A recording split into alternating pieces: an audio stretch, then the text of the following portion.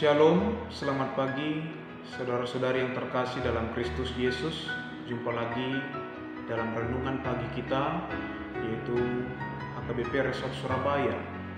Dan kita akan mendengarkan firman Tuhan di pagi hari ini, dan kita akan memulainya dengan berdoa terlebih dahulu. Mari kita berdoa. Bapa Surgawi, kami mengucap syukur di pagi hari ini karena Engkau masih memberikan kami kesempatan dan menghantarkan kami pada pagi hari ini menghirup udara segar yang Engkau anugerahkan kepada kami masing-masing. Dan Tuhan, kami haus akan firman Tuhan. Biarlah firman-Mu yang menguatkan kami, menopang kehidupan kami, menjadi bekal kami untuk beraktivitas di pagi hari ini. Kami berdoa di dalam Kristus Yesus, Juru Selamat kami. Amin.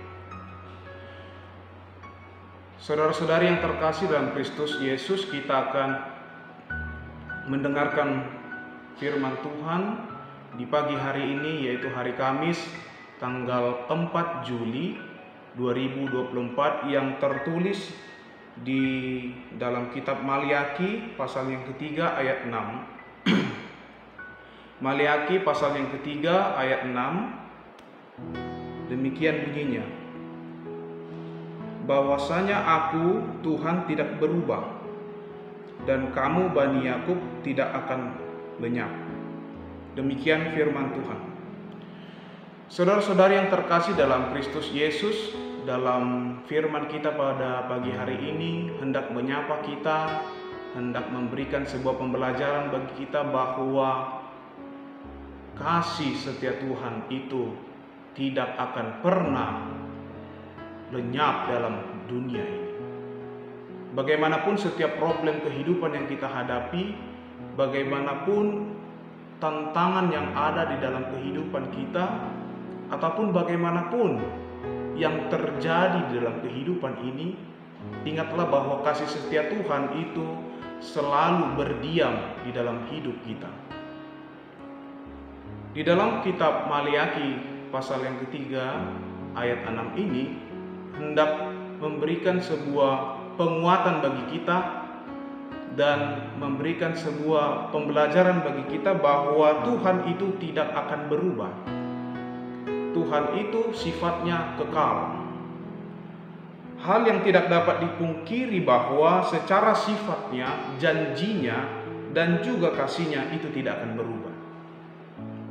Tuhan ataupun Allah memiliki banyak sifat. Yang pertama itu adalah omnipresent, Allah yang maha hadir, Allah yang maha kasih, Allah maha pengampun, Allah omniscience ataupun Allah yang maha tahu. Dari sifat ini sangat nyata bahwa Ia tidak akan pernah berubah. Allah yang dahulu, kini dan esok dan selama-lamanya, yaitu adalah Allah yang bertindak secara aktif untuk mengasihi orang-orang yang diciptakannya. Dalam perjalanan bangsa Israel dari masa pra-pembuangan, masa pembuangan dan pasca pembuangan, Tuhan menunjukkan konsistensinya sebagai Allah yang tidak meninggalkan bangsanya. Jadi Tuhan tidak serta-merta meninggalkan bangsa pilihannya ketika mereka jauh daripada Tuhan, ketika mereka tidak setia dan berpaling daripada Tuhan. Ketidaksetiaan bangsanya tidak akan dapat mengubah kasih anugerahnya terhadap Bani Yakub ataupun Israel itu sendiri. Ketidakberubahan Tuhan adalah dasar dari kepercayaan dan pengharapan kita. Ketika Tuhan itu berubah-ubah, maka kita tidak bisa sebenarnya menyandarkan keluh kesah kita, menyandarkan pengharapan yang betul-betul sepenuhnya kepada Tuhan. Jika kita berhadapan dengan Tuhan yang berubah-ubah seperti manusia. Karena Allah tidak berubah-ubah, maka kita seyogianya menyerahkan hidup kita sepenuhnya hanya kepada Tuhan. Di balik dari ketidakberubahan Allah, terdapat kepastian bahwa cintanya kepada kita senantiasa tidak akan habis. Dan marnamoto, walaupun jiwa manusia yang selalu ingin memberontak, jiwa manusia yang ingin menjauh daripada Tuhan, tidak membuat Tuhan menjadi murka yang kekal atau selama-lamanya. Ia tetap memberikan kesempatan bagi kita untuk berbalik kepadanya. Saudara-saudari yang terkasih dalam Kristus Yesus, Ia adalah Allah yang selalu konsisten dalam segala tindakan aktifnya, yaitu dalam rangka mewujudkan kebaikannya terhadap manusia. Walaupun kadang kita yaitu melenceng daripada jalannya, tetapi Tuhan secara konsisten akan tetap memberikan yang terbaik bagi manusia. Ketika Tuhan memberikan kebaikan yang tidak berubah, selayaknya juga kita merespon dengan tindakan kebaikan yang konsisten ataupun yang tidak berubah. Nah, menjadi permasalahan bagi kita bahwa bagaimana kita manusia ini, ketika Allah yang tidak berubah secara konsisten mencintai manusia, sekarang menjadi problemnya bagaimana dengan kita manusia ataupun orang yang percaya kepada Tuhan. Manusia sering sekali berubah-ubah dalam kesetiaan dan ketaatannya kepada Tuhan. Hal ini adalah hal yang kodrati yang sering dilakukan oleh manusia dalam konteks tertentu atau dalam berbagai konteks, misalnya menghadapi sebuah permasalahan hidup. Seringkali manusia itu meninggalkan Tuhan. Manusia terlena dengan keinginan daging, dorongan libido ataupun nafsu duniawi. Sepertinya kita bisa melihat bahwa banyak sekarang orang yang cinta kepada uang secara berlebihan. Terkadang itu menjadi Tuhan bagi dirinya. Banyak sekali memang yang mengatakan bahwa hidup ini diatur oleh uang. Tetapi pada kenyataannya, uang tidak bisa membeli segalanya. Maka dari itu, cinta akan uang itu tidak akan memberikan sebuah keselamatan bagi manusia. Cinta akan uang itu tidak akan memberikan kita kelegaan. Cinta akan uang itu tidak akan memberikan kepada kita kepastian yang kekal ataupun kehidupan yang kekal dalam kehidupan kita. Terkadang orang sering mengorbankan iman kepercayaannya hanya untuk nikmat kejayaan semata, nikmat kekayaan semata, yaitu yang sifatnya sesaat ataupun sementara.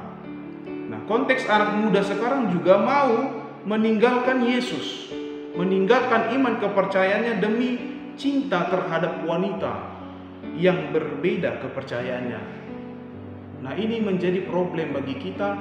Sering sekali anak muda menghiraukan yaitu kasih Allah di dalam hidupnya hanya karena kasih ataupun cinta terhadap wanita yang hanya sesaat saja. Saudara-saudari yang kemudian yaitu manusia itu terlalu cepat berubah hatinya. Kadang-kadang manusia menghalalkan segala cara untuk bangkit dari keterpurukan yang ia alami. Sejatinya walaupun di dalam masa yang sulit, masa terhimpit sekalipun, kita dituntut untuk tetap setia kepada Allah. Masa yang sulit itu tidak menjadi dalil untuk kita dapat menjauh dari hadapan Tuhan. Konteks pada kitab Maliaki ini bahwa Bani Yakub ataupun Israel sering sekali memberontak dan menjauh daripada Tuhan. Bani Yakub di sini telah merampok haknya Allah. Ia tidak memberikan yang semestinya kepada Allah terkait yaitu persembahan persembuluhan yang menjadi kewajiban bangsa Israel untuk menyenangkan hati Allah. Kewajiban yang harus diberikan, tetapi mereka bersekongkol untuk melawan ketetapan Allah itu sendiri. Nah, akibatnya apa? mereka menerima hukuman. Mereka menghadapi kelaparan, paceklik, dan cuaca yang tidak bersahabat bagi mereka. Nah, ini menjadi tantangan bagi mereka, tantangan bagi orang yang taat, yang tidak taat dan tidak setia kepada Allah, maka ia akan menerima hukuman daripada Allah. Tetapi tidak hanya sebatas dari hukuman, yang perlu kita ingat, saudara-saudari yang terkasih dalam Kristus Yesus, bahwa Tuhan memiliki kasih karunia-Nya lewat pengampunan kepada kita manusia. Bukti bahwa Tuhan memberikan kesempatan untuk bertobat bagi Bani Yakub ataupun orang Israel. Ketika bangsa itu kembali membawakan persembahan persepuluhan itu ke ruang perbendaharaan, maka janji Tuhan itu ditepati, yaitu memberikan kelimpahan bagi mereka. Maka dari itu, buah dari pertobatan itu, Tuhan menyingkapkan berkat-Nya kepada siapapun yang mau berubah dalam lakunya. Inilah sebagai bentuk janji Allah yang tidak pernah berubah. Jadi apa yang hendak mau disampaikan, relevansi dalam kehidupan kita masa kini? Yang pertama yaitu kita terpanggil untuk mengandalkan Tuhan di dalam konteks yang berubah-ubah ini, dalam konteks situasi yang selalu dinamis ini. Boleh konteks selalu dinamis, tetapi iman kepercayaan kita jangan berubah. Tetap mengandalkan kuasa Tuhan, tetap yaitu menepati dan menjalankan ketetapan Tuhan, karena memang yang menjadi tuntutan Tuhan bagi kita adalah sebenarnya kesetiaan dan ketaatan secara sepenuhnya kepada Tuhan. Yang kedua adalah kesetiaan Tuhan mendorong kita untuk hidup dengan setia, taat, dan penuh pengharapan. Ketika Tuhan tidak berubah kasih setianya kepada kita, maka sangat cocoklah kita menggantungkan hidup kita kepadanya, menggantungkan hidup kita kepadanya, dan pengharapan secara sepenuhnya hanya kepada Tuhan. Di dalam dunia yang tidak bisa ditebak, di dalam dunia yang unpredictable, tetapi kita diingatkan bahwa jangkar yang kuat ada pada Tuhan. Jangkarnya itu akan menguatkan kita supaya kita tidak akan goyah di tengah gelombang dunia ini yang akan menggoyahkan iman kepercayaan kita. Kemudian kesetiaan di dalam imanlah menjadi fondasi yang kuat bagi iman kita, memberikan kita keyakinan bahwa Tuhan selalu ada di dalam kehidupan kita. Allah itu maha hadir, Allah itu maha kasih, yang tidak akan melupakan kita, walaupun kita tetap kadang menjauh daripada jalan Tuhan. Ketika kita mau berubah, ketika kita mau bertobat, maka Tuhan akan membuka yaitu pintu bagi kita yang mau berubah dan mau bertobat. Maka dari situ, ketika kita mau berubah, maka janji-janjinya itu tetap teguh memberikan kita pengharapan, dan itu menjadi fondasi dan alasan kita untuk tetap setia hanya kepada Tuhan. Amin. Kita berdoa. Allah Bapa kami yang bertahta dalam kerajaan sorga tinggi, terima kasih Tuhan karena Engkau telah menyapa kami dengan firman Tuhan yang sangat bersahaja, firman Tuhan yang mengingatkan kami untuk tetap mengandalkan Tuhan dalam setiap situasi kondisi yang kami alami. Biarlah kami untuk tetap menjunjung tinggi yaitu ketetapan-ketetapan Tuhan. Apa yang menjadi hukum Tuhan, ingatkan kami untuk selalu setia dan taat untuk menjalankannya.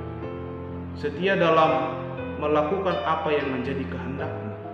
taat melakukan apa yang Engkau cintai, apa yang Engkau inginkan, yang boleh kami lakukan seturut dengan kehendak-Mu. Ya Tuhan, kami mendoakan bagi saudara-saudari kami, yaitu Jemaat HKBP Resort Surabaya, dimanapun mereka berada pada saat ini, yang akan memulai segala aktivitas mereka. Kiranya Tuhan sertai mereka, jagai mereka, berkati mereka apapun yang mereka lakukan pada satu hari ini. Terima kasih Tuhan, kami berdoa hanya di dalam Kristus Yesus, Juru Selamat kami yang hidup. Amin. Shalom, selamat beraktivitas, Tuhan Yesus memberkati. Horas.